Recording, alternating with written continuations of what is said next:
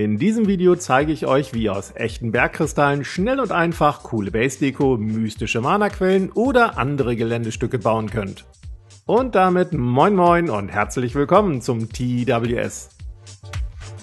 In einem früheren TWS-Tutorial habe ich Mana-Quellen ja schon mal aus Halbedelstein gebastelt. Doch für die kommende Labyrinth-Spielplatte und die Summoners-Präsentation auf der Hamburger Taktika 2025 soll was Neues her.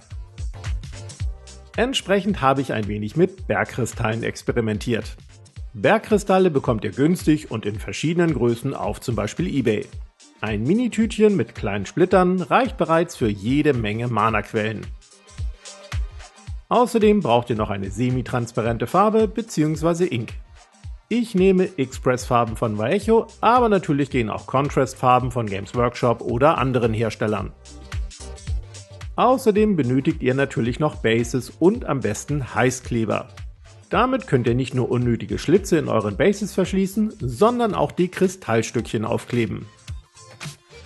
Natürlich funktionieren auch andere Zählkleber oder Strukturpasten, in die ihr die Kristalle dann zum Kleben hineindrückt. Aber damit habt ihr teils deutlich längere Trocknungszeiten. Bei Heißkleber könnt ihr hingegen schon nach ein paar Minuten mit der Bemalung starten. Tragt einfach eine semi-transparente Farbe eurer Wahl pur und vor allem dünn auf die Kristalle auf.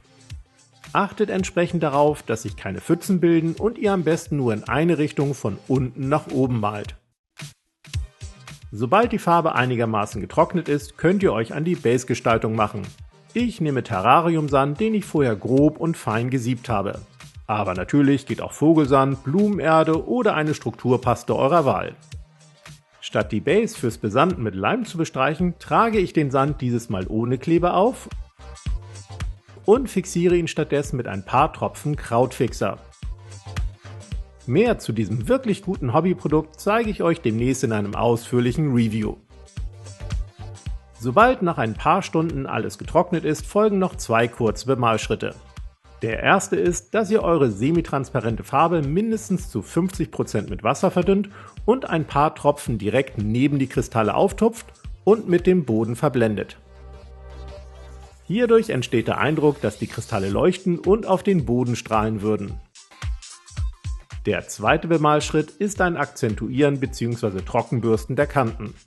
Dafür nehmt ihr entweder eine helle Farbe passend zu eurer semi-transparenten Farbe oder direkt ein Weiß. Wichtig ist nur, dass ihr euren Trockenbürstpinsel vorher wirklich richtig trocken reibt, damit sich die Restfarbe einzig auf den Kristallkanten absetzt.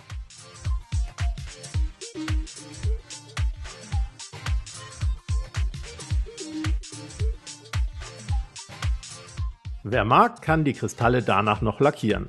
Durch den Glanz heben sich die Kristalle dann noch mehr vom Boden ab, allerdings ist dieser Look Geschmackssache. Welche Variante gefällt euch am besten, mit oder ohne Lack? Und spätestens danach wären die Mana-Quellen dann auch schon spielbereit. Viel Spaß beim Nachbasteln oder Aufpeppen eurer Geländestücke mit farbigen Kristallsplittern. Wir sehen uns dann nächsten Freitag. Bis dann!